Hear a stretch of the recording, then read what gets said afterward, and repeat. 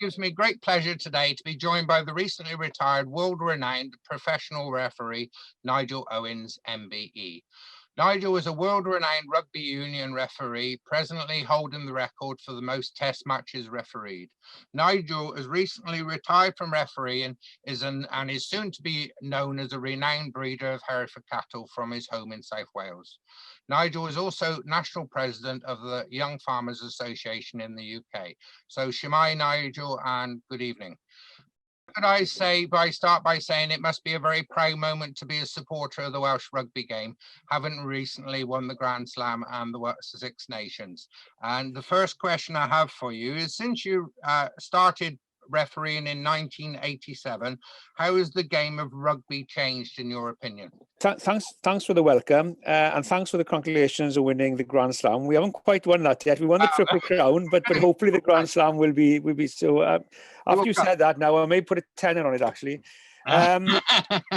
it's changed a lot, definitely, because obviously the professional era came in. Rugby went professional after the 1995 World Cup, so 96. Professional referees started, I think, in New Zealand first, or England, something around 97 or 98, and then we went professional in the Welsh Rugby Union in 2001. But yeah, it was an amateur game. People had a day job. Even the Welsh team were training maybe twice a week back then in the night and stuff, So things have changed a lot, really. The game has changed as well. It's very different now. The players are fitter. They're bigger. They're faster. They've got all the sort of training and support in what they, medical support in what they eat. They're looking after them and everything. So yeah, it's definitely a very different game. The backbone of it is the same, but yeah, it is. It's very different. I've seen a change in it for sure. Yeah, no, it's good. And you would have a lot of rugby union fans watching you as we speak now. So it's a great game, unlike a bit of football, yeah. But when you won the World Rugby Referee Award in 2015, would you say this was your proudest moment in the game? And if not, what was your proudest moment? Yeah, in the game, that's probably the proudest moment. Yeah, refereeing the World Cup final is the pinnacle of any referee's career, really.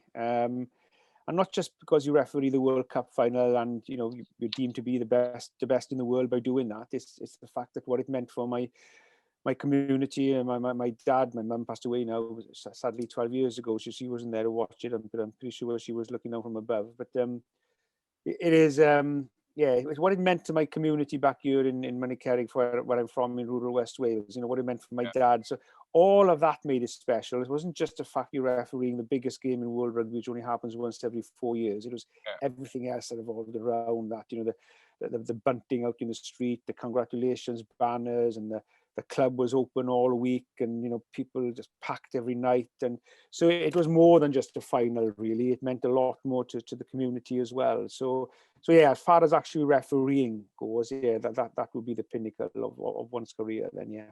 Yeah, but no, you duly needed to be proud, because it was truly a proud moment for you. And like I say, it's a proud honor for me to be interviewing you tonight as well. Just coming back to Lions now, which maybe you've heard a little bit about. Like I say, we're a group of volunteers out there in the communities doing what we can.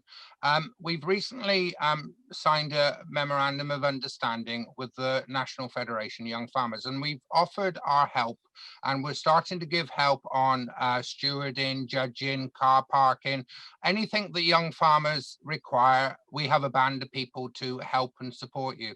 I was just wondering if you could give your opinion on whether that was a good thing, and whether we should be encouraging more Lions to work with young farmers in the UK. Like we tell all young farmers, we're not there to be a nuisance. We're just there to help as and when required, because I was a young farmer up in Herefordshire. So I was just wondering if you could give your opinion on that, please. You saying we're not there to be a nuisance? I must have had about 1,000 calls leading into this. That's a good one. Yeah, of course it's yeah. So of course, I think anybody, and I think credit must go to you and your members for the great work that you do. Anybody who volunteers in any capacity, they're a hugely integral part, I think, of communities, which are very often they're overlooked, and we don't appreciate and show our appreciation for the people that give up their time for nothing. And that's why I think it's important, no matter what you achieve in life, you always must remember where you've come from. And also never forget the people who are probably given, a lot of them are given their time up for nothing to help you on your way in some capacity along those years. So I think it's hugely important work that you're doing, and you should be hugely proud of that, all of you. And I think, I don't think any movement would be foolish not to sort of, welcome and thank people who are there to volunteer and to help them. So I'm sure the Young Farmers Movement would be very pleased to have your help and your support.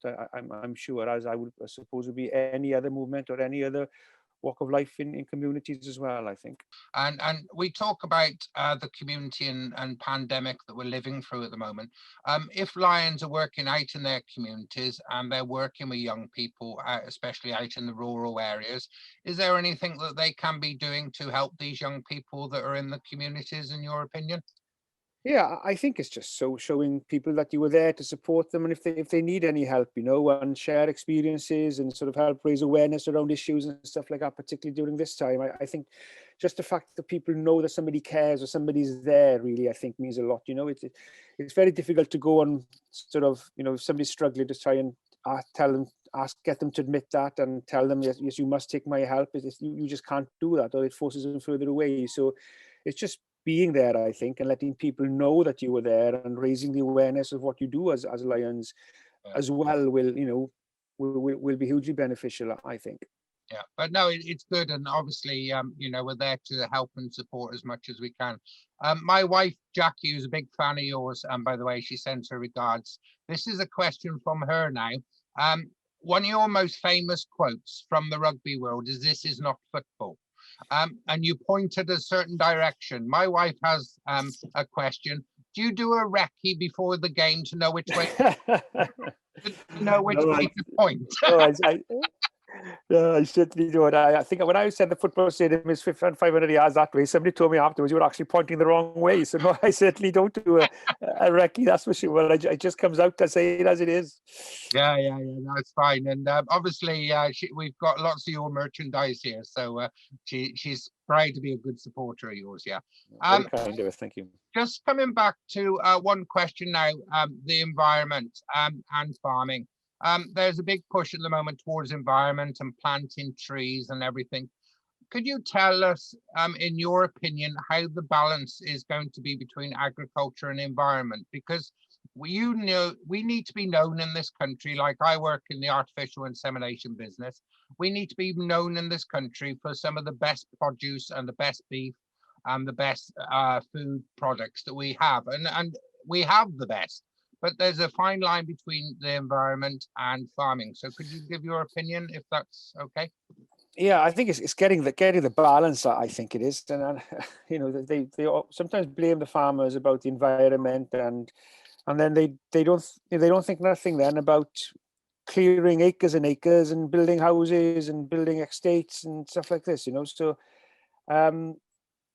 there's a very bigger picture out there. Look, there is no doubt that the farming community needs to change. A lot of people are already, but there is an awareness now within the farming community that we need to change. You just cannot ignore the environment anymore, because it's going to have a huge impact on everybody, the farming community and everybody in the future. So there are things that the farming community can learn from and can do better and need to do better. There's also a lot of work that they actually are doing, particularly a lot of farmers, but just like everything in all walks of life, there will be the rogue farmers out there who don't care about the environment or don't care where the slurry goes, and where, so it's understandable that there needs to be change, but I think it's important that change is sensible as well, and it's a very difficult balance to get, and hopefully we'll be able to get that balance right as well, but it's it's more than pointing the fingers at the farming community because of change in the atmosphere and the environmental issues. It's a much bigger issue than that. But yes, there are things that are being done and need to continue to be done from the farming community as well. And getting that balance right, I think, is going to be hugely important. I do think that things will things will go back to where they were many years ago, I think, you know, where people now are sourcing out where their food are coming from. You know, people now want to support and buy local, you know. Mhm. People now prefer to get milk from the farm where the cattle are out every day, rather than getting in from the big factory farms where cattle are in 24/7. So, you know, that people are now, I think, and I think maybe we will see a return maybe to the sort of a little bit more the traditional way of farming as well, I think as well, which, you know, the farmers have been custodians of the countryside and the environment for many, many years. And it's just continuing that work and maybe sort of doing little things a little different as well, I think. You know, I've started doing it here. There's, you know, there's a couple of corners and fields where I've left, you know, a bit of woodland. I've also now just finished, well, I haven't done it. They've finished fencing, so we've just been coppicing and planting new hedges and stuff, which my father and father-in-law have been doing today. I've also, there was one field I had to plough because it was so bad, it was so rough when I bought the farm. So I ploughed that, but then the other 2 or 3 fields where they've got an old lay in there, I've just stitched in some new seeds into that. So without having to cultivate, you know, the soil and stuff, I've done that. So, you know, so I think everybody's playing their part, I think. So we need to be sensible and do things with a bit of common sense, I think. Yeah, well, one of the reasons, like I'm district governor for the area that I'm in, which goes from Leicester down to Fishguard.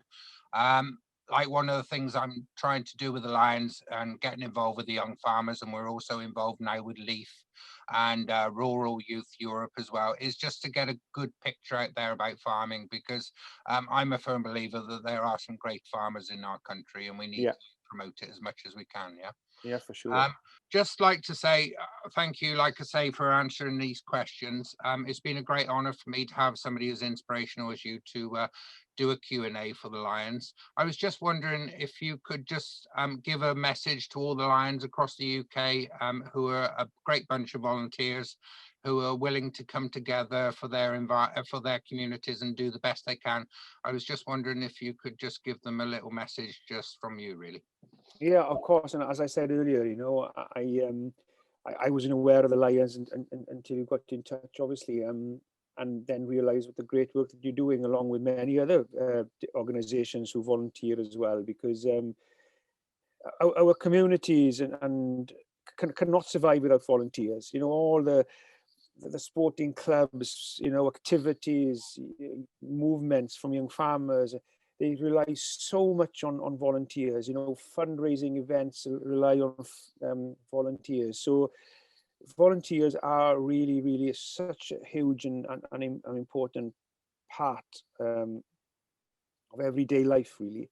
And I think sometimes a little bit like the COVID situation now, I don't think none of us really appreciated how important the NHS is. And then we saw during the COVID people actually showing their appreciation. Although we do appreciate it, you sometimes take things for granted. So, and sometimes we don't show our appreciation enough for people who volunteer, you know, and give their time up for nothing really to help others. That's what basically volunteers do. And so your work is hugely important. It's hugely inspirational.